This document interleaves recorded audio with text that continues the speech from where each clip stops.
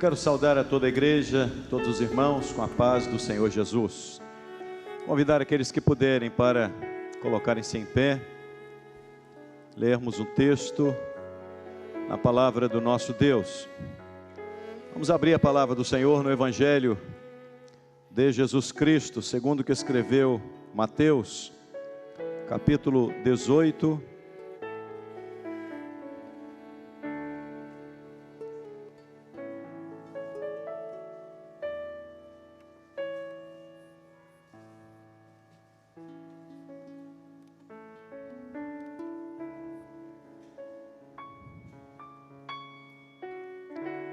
Leremos a partir do versículo 23.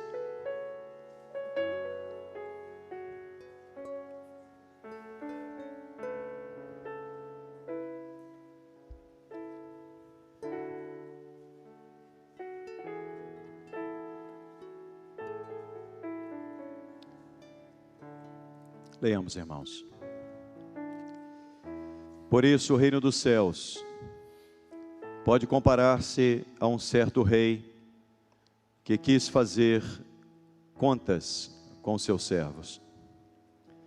E começando a fazer contas, foi-lhe apresentado um que lhe devia 10.000 talentos.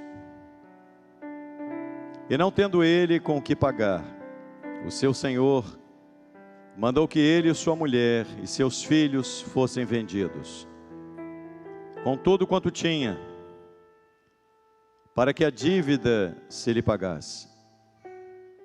Então aquele servo, prostrando-se, o reverenciava, dizendo: Senhor, seja generoso para comigo, e tudo te pagarei. E então o senhor daquele servo, movido de íntima compaixão, soltou-o e perdoou-lhe a dívida. Saindo, porém, aquele servo encontrou um dos seus conservos, que lhe devia 100 dinheiros ou 100 denários, e lançando mão dele, sufocava-o, dizendo: paga-me o que me deves. Então o seu companheiro, prostrando-se a seus pés, rogava-lhe, dizendo: seja generoso para comigo, e tudo te pagarei. Ele, porém, não quis. Antes foi encerrá-lo na prisão, até que pagasse a dívida. Vendo, pois, os seus conservos o que acontecia, contristaram-se muito, e foram declarar ao seu senhor tudo o que se passara. Então o seu senhor, chamando-o à sua presença, disse-lhe: servo malvado, perdoei-te toda aquela dívida, porque me suplicaste. Não devias tu igualmente ter compaixão de teu companheiro, como eu também tive misericórdia de ti? E indignado, o seu senhor o entregou aos atormentadores, até que pagasse tudo o que devia. Assim vos fará também meu Pai Celestial, se do coração não perdoardes, cada um a seu irmão, as suas ofensas. Até aí. A igreja pode assentar-se. Vamos cantar um louvor: tudo, ó Cristo, a ti entrego. Cada irmão vai apresentar a sua vida diante do Senhor, como esse louvor entregue no altar do Senhor.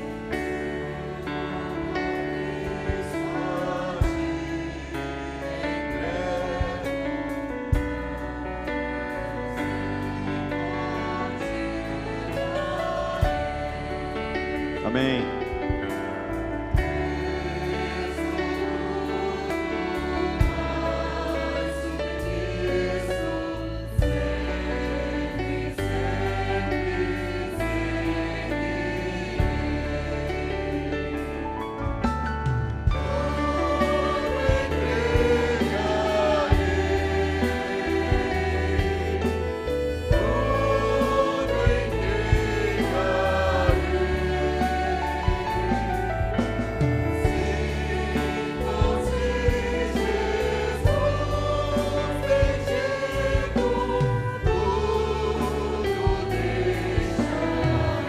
Somente as irmãs, só as irmãs.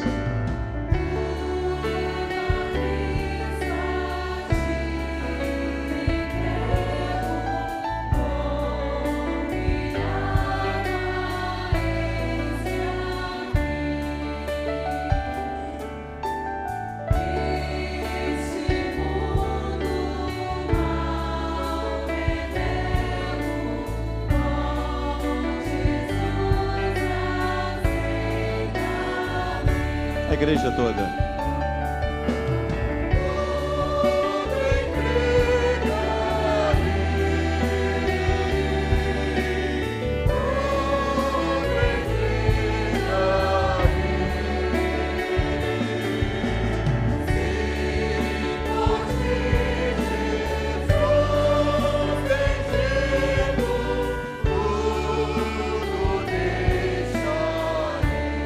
Apenas os homens, as irmãs orando a Deus.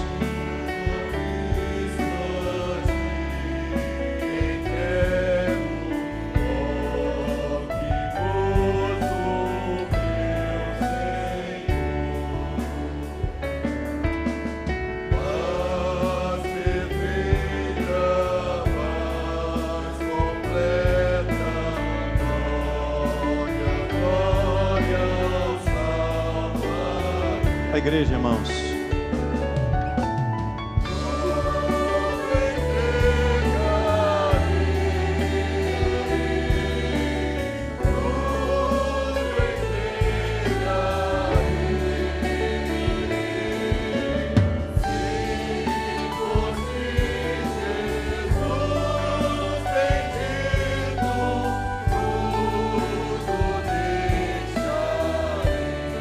Amém. Glória a Jesus. Glória a Jesus. Eu peço que os irmãos continuem, permaneçam com suas Bíblias abertas para podermos manuseá-la, manusear a palavra. Meus amados, o texto em que nós lemos, a parábola citada por Jesus, ela é resultado de uma conversa de Jesus com seus discípulos. Jesus havia reunido seus discípulos e dito, no verso 15 deste mesmo capítulo, ele diz: se teu irmão pecar contra ti, vai e repreende-o, entre ti e ele só. Se te ouvir, ganhaste a teu irmão. Mas se não te ouvir, leva ainda contigo um ou dois, para que pela boca de 2 ou 3 testemunhas toda a palavra seja confirmada. Esse texto é maravilhoso porque Deus, o Senhor Jesus, não está dizendo de um pecado, de uma falha, de uma dívida do homem para com Deus. Mas Ele está dizendo o seguinte: se o teu irmão pecar contra ti, Ele não está dizendo se o teu irmão pecar contra Deus. Isto é, se o teu irmão cometer uma falha contigo. Então, Ele está dizendo, se o teu irmão cometer uma falha contigo, vá a ele. Trate com ele, repreende-o a sós. Se ele te ouvir, ganhaste o teu irmão. Na verdade, eu tive uma experiência hoje, eu gostaria de iniciar tratando desse assunto. Como eu cheguei um pouco atrasado, eu vim para ouvir um dos irmãos pregarem. Mas eu queria um sinal do Senhor, porque a palavra que estava no meu coração é para falar sobre o perdão. E quando eu coloquei o pé na escada, o hino que foi cantado é: perdoa, Senhor. Foi a primeira frase que eu ouvi quando eu subi a escada: perdoa. Foi o último hino que nós cantamos e eu subi exatamente naquela parte que estava dizendo do perdão de Deus. Eu entendi, portanto, que o Senhor tem essa palavra para os irmãos e, na verdade, conviver entre nós somos diferentes. Ninguém aqui é igual ao outro. E eu vou abrir um parênteses para dizer que Deus maravilhoso é esse. A terra tem próximos o quê? 7 bilhões de pessoas. Mais aqueles que já viveram aqui na terra, mais que já passaram, que já não vivem mais. Imagine você, irmão, que nunca nasceu ninguém com a sua íris. Nunca nasceu ninguém com as suas digitais. Nunca nasceu ninguém com a sua personalidade. Cada um de nós somos seres únicos. Só Deus pode fazer isso. Se fosse qualquer um de nós, já tinha repetido muitas vezes, já tinha saído um monte de repetição. E por mais que uma pessoa possa parecer com a outra, mesmo parentes próximos, por mais que se pareça, mas há muitas diferenças entre todos. E a beleza está exatamente nisso. Deus fez cada um ser individual, um ser diferente de todos os demais. E por isso o homem é a coroa da criação.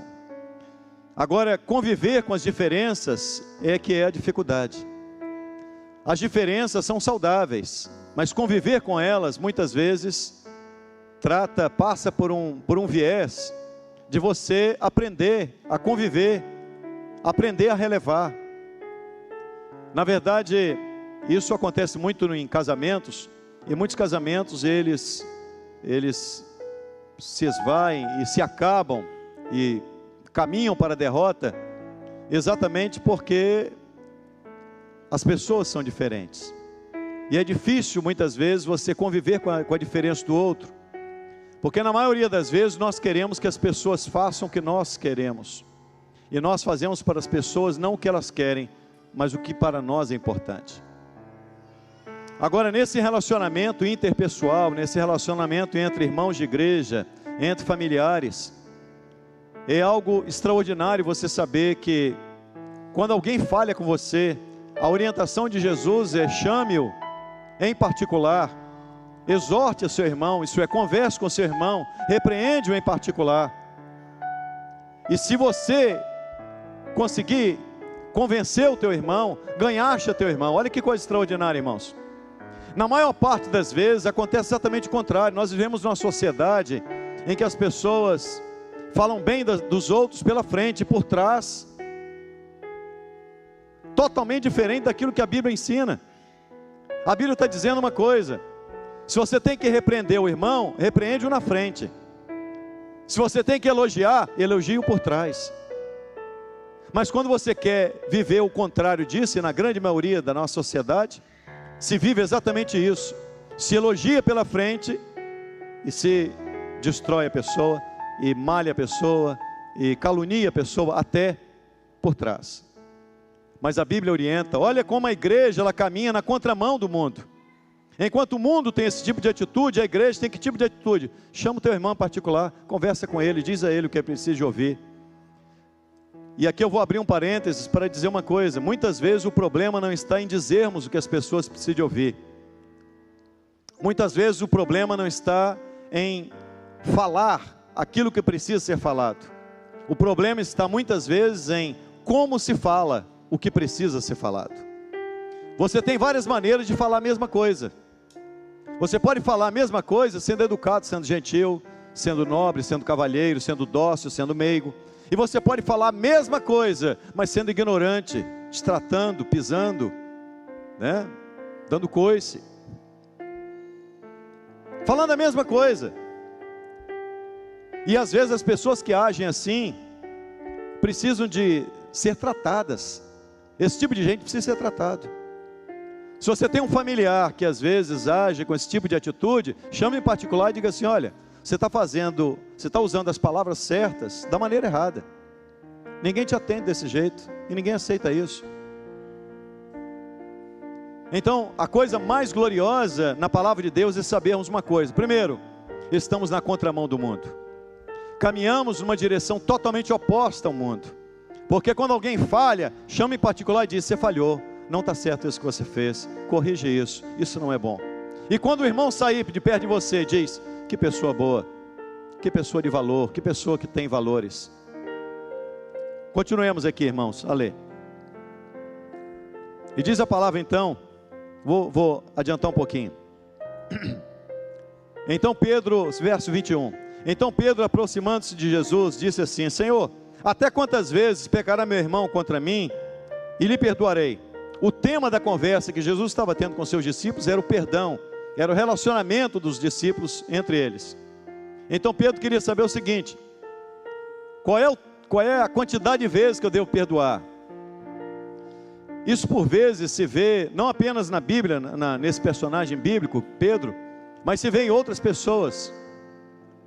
Então Pedro diz assim: quantas vezes devo perdoar? E aí ele diz assim: Senhor, até quantas vezes devo perdoar?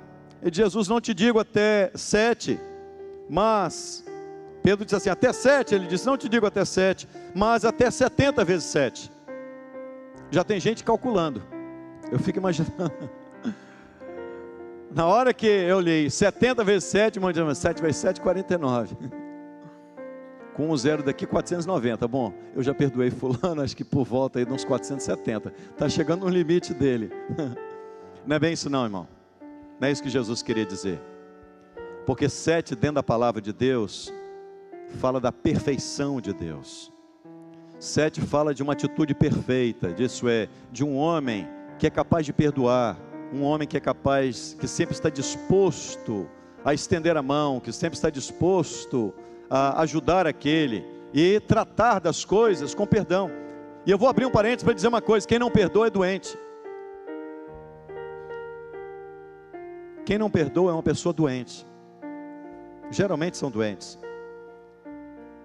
Tem gente que convivem, a falta de perdão é uma doença, é um veneno que circula na veia das pessoas. Circula na veia. Alguém vai dizer assim: mas pastor, o que é perdão? O que é perdão para você? Vamos à luz da palavra de Deus. O que é perdão? Perdão é o que para os irmãos? O que os irmãos acham que é perdão? Perdoar a dívida. Perdão, então vamos tratar do nosso relacionamento com Deus. Nós somos perdoados por Deus? Vamos? O que a Bíblia diz? Dos teus pecados. Aí você vai dizer o seguinte: então Deus está tendo amnésia, pastor.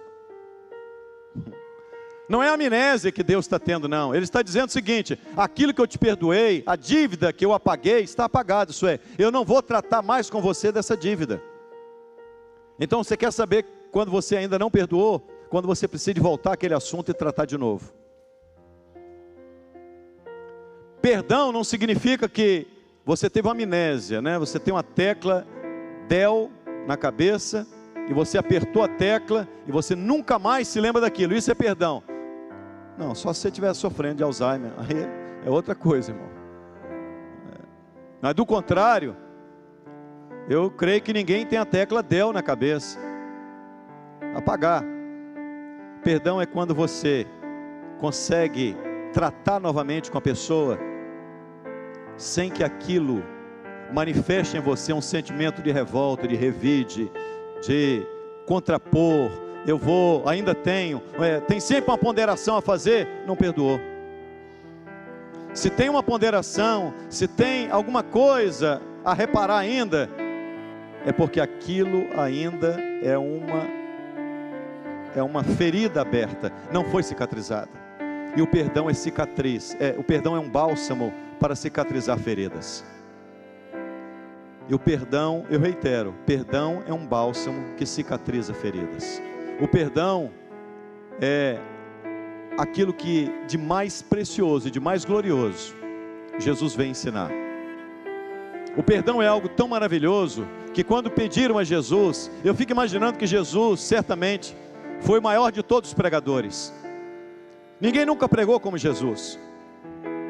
Ele conseguia, sem microfone, sem caixa de som, ele prendia uma multidão para ouvi-lo. Então que mensagem, a palavra que saía da boca dele deveria ser algo extraordinário, poder sentar para ir ouvi-lo.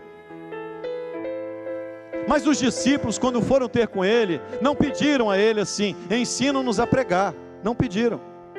Mas os discípulos pediram: ensina-nos a orar. Olha que coisa.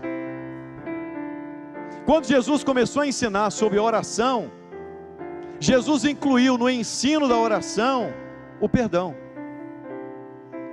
Jesus diz assim: perdoai as dívidas daqueles que vos ofendem, assim como o vosso Pai Celestial vos perdoou a vós. Então ele está dizendo o seguinte: assim como você foi perdoado por Deus, você deve perdoar aqueles que têm dívidas contigo.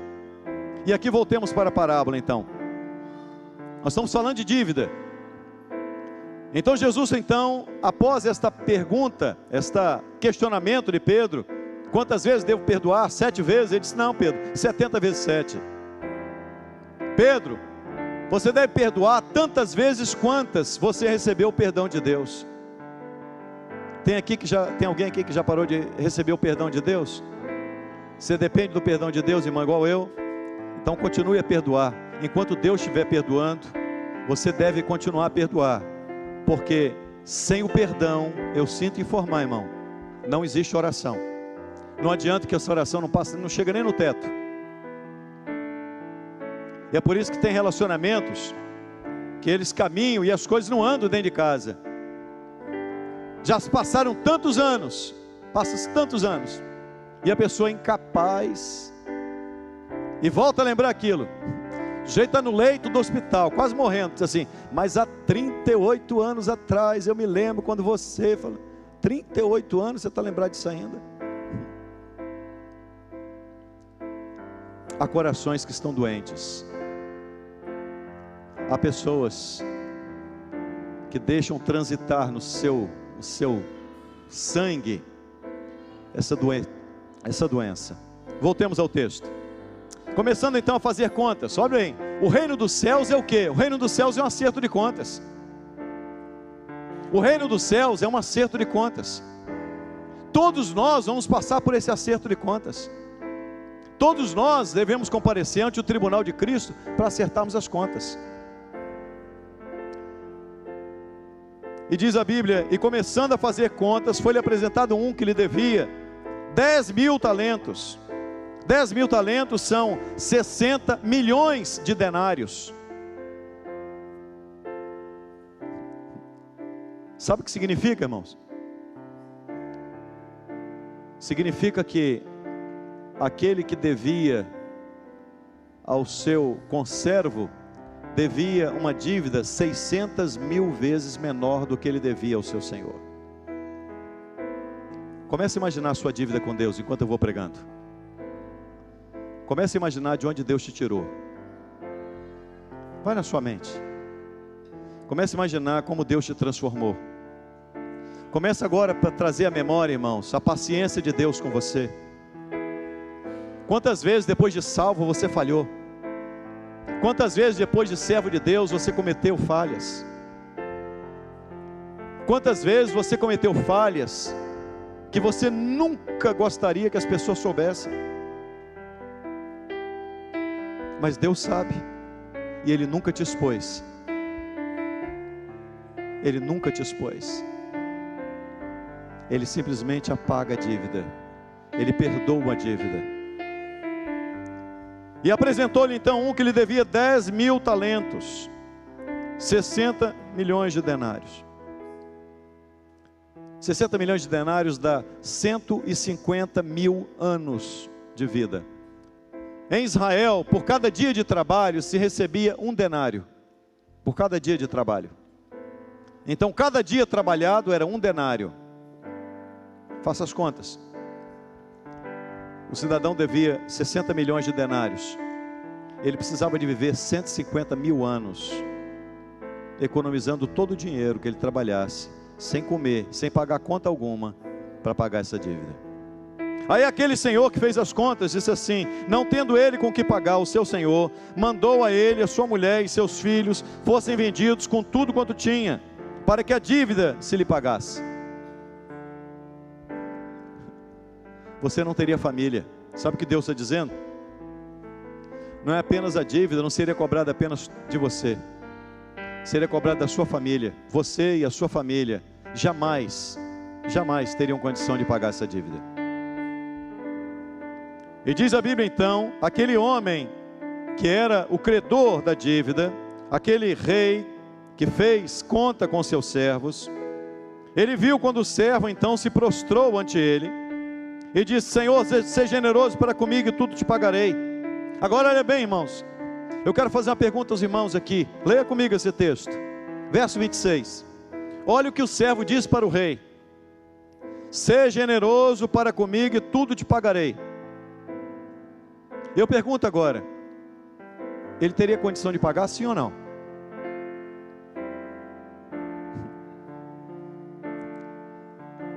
Se ele vivesse 150 mil anos, talvez tivesse. Você conhece alguém que já viveu 150 mil anos, irmão? Então ele estava dizendo o seguinte: se o Senhor me permitir, eu vou te pagar tudo.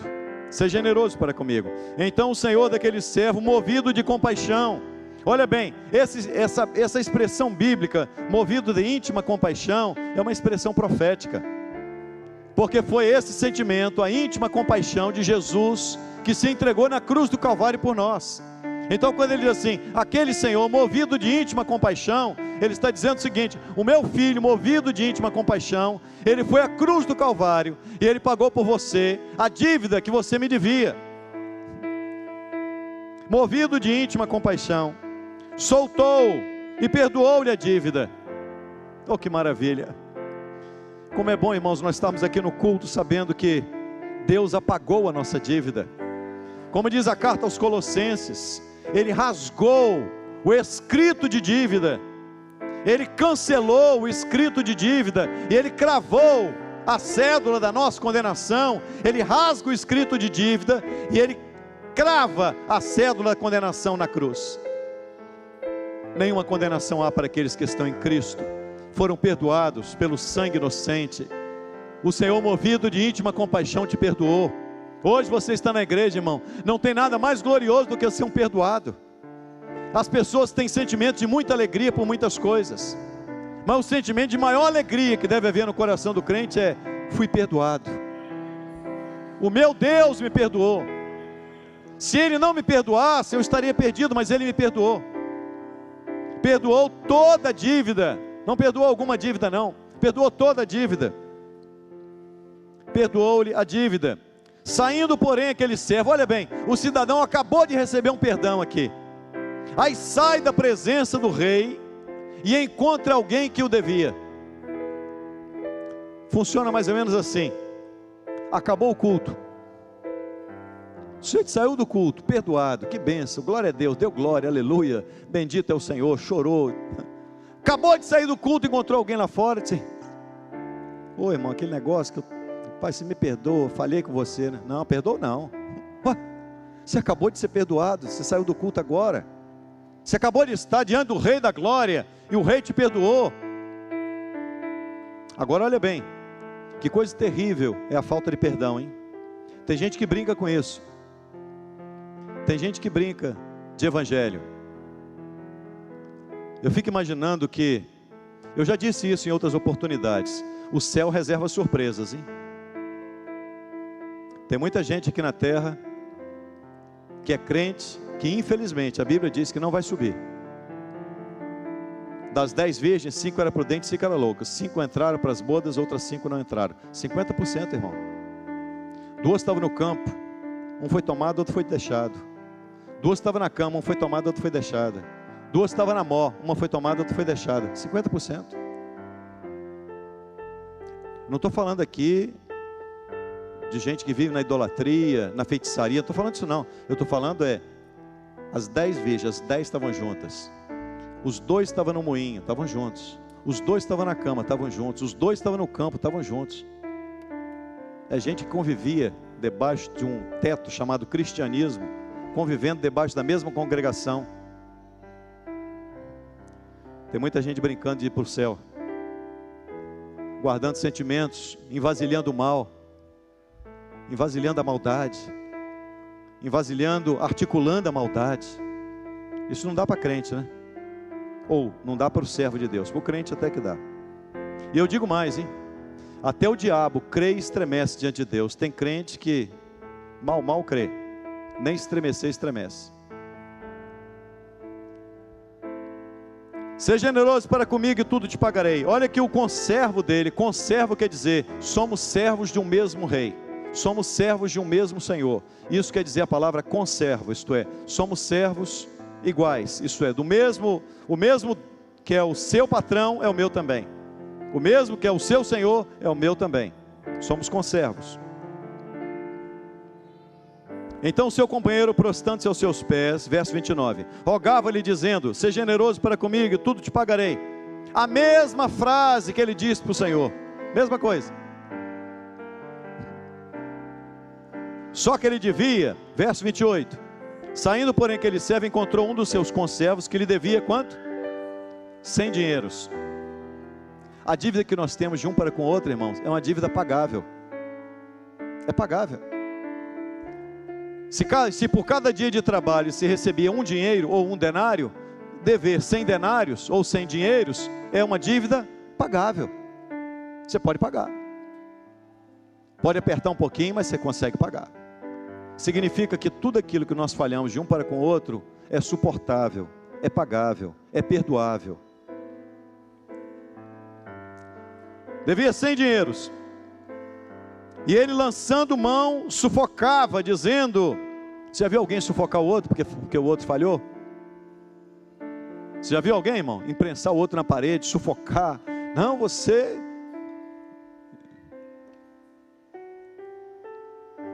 Sufocando, lançando mão dele, sufocava, dizendo: paga-me o que me deves. Paga o que deves. Então seu companheiro, prostrando-se. Tem pessoas que são assim. Às vezes o outro vem e diz assim: me perdoa. Se prostrou diante de você, se humilhou, está confessando: falhei, me perdoa, eu vou pagar, eu não vou fazer mais isso, eu vou acertar isso. Olha o comportamento desse cidadão. Ele, porém, não quis. Não queria nem receber a prestação, não. Ou era à vista ou não era. Credor incompassivo mesmo, né? Não quis, antes foi encerrá-lo na prisão. Vou encerrá-lo na prisão. Você tem direitos quando a pessoa falha com você? Tem. Você pode exercer os seus direitos para com ele? Pode. Falhou? Comigo é assim, falhou, vai ter que pagar. Vou exercer o meu direito. Encerrou-lhe na prisão, até que pagasse a dívida. Vendo, pois, os seus conservos...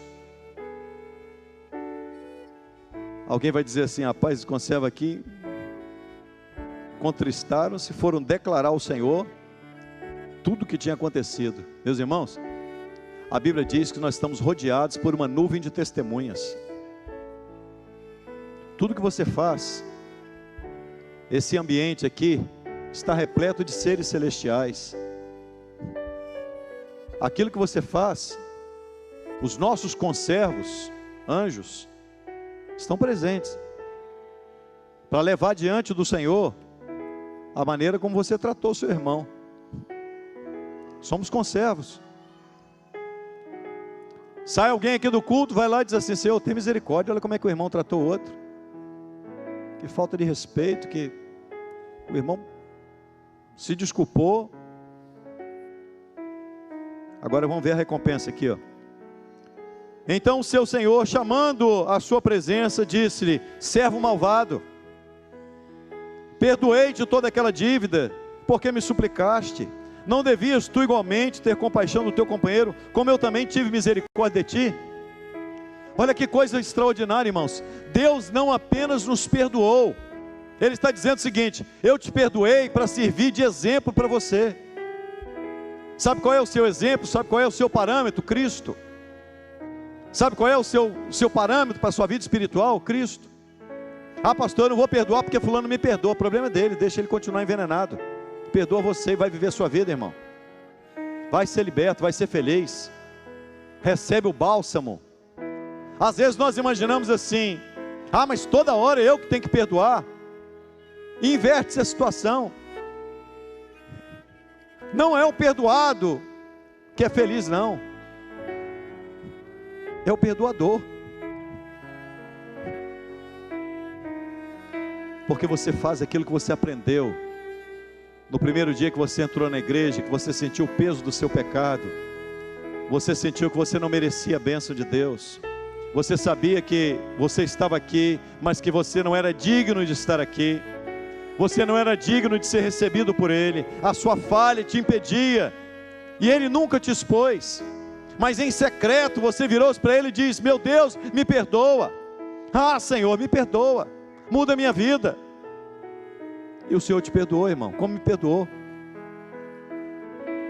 Eu já vi, às vezes nós oramos aqui à frente com uma pessoa, e às vezes pessoas que nem são muito firmes na igreja. Já orei com algumas pessoas que estavam com o pé mais fora da igreja do que dentro da igreja. Eu nunca vi o Espírito Santo ser indelicado com eles. Nunca vi.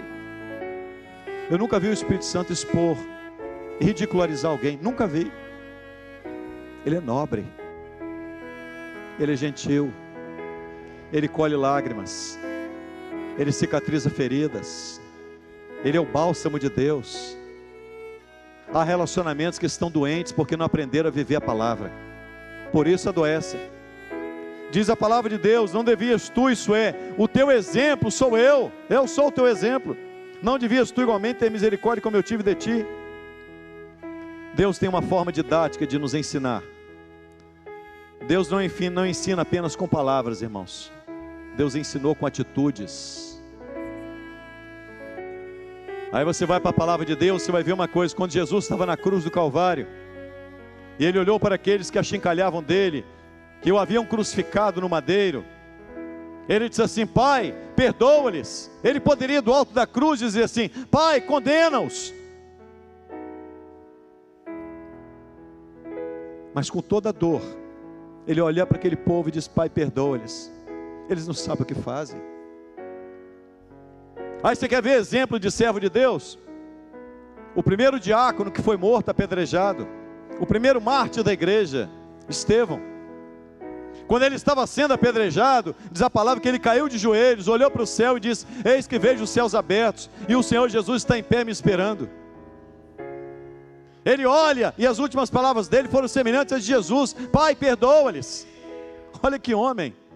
Meu irmão, quem vai morar no céu tem o mesmo sentimento que houve em Cristo. Quem vai morar no céu faz o que Cristo fez, porque Ele é o nosso parâmetro, Ele é o nosso exemplo, é Ele que nós seguimos. Ah, pastor, tem muita gente na igreja. Meu irmão, deixa o outro na igreja. Se é um problema dele, se ele vai para o céu, é um problema dele. Você é que tem que trilhar o caminho da eternidade, porque o céu não comporta o ódio, o céu não comporta mágoa, o céu não comporta o revide, o céu não comporta a articulação, o céu não comporta você se unir a um para maquinar alguma coisa. Não comporta, irmão, porque no céu há um Deus que é santo. Ele é santo, santo, santo é o Senhor. E diz a palavra de Deus, encerrando: e indignado o seu Senhor o entregou aos atormentadores. A falta de perdão significa que você vai ser entregue aos atormentadores. Tem muita gente atormentada, sabia? Dentro de igreja, atormentado, porque não sabe reconhecer o perdão. O perdão é algo tão importante, irmão, tão importante, que quando Jesus acaba de mencionar a oração conhecida como Pai Nosso, Ele reitera, após ensinar, Ele reitera as mesmas coisas sobre o perdão. A única coisa que Jesus repete da oração é o perdão. E então seu Senhor o entregou aos atormentadores, até que pagasse tudo o que devia. Quando vai pagar? Quando vai pagar?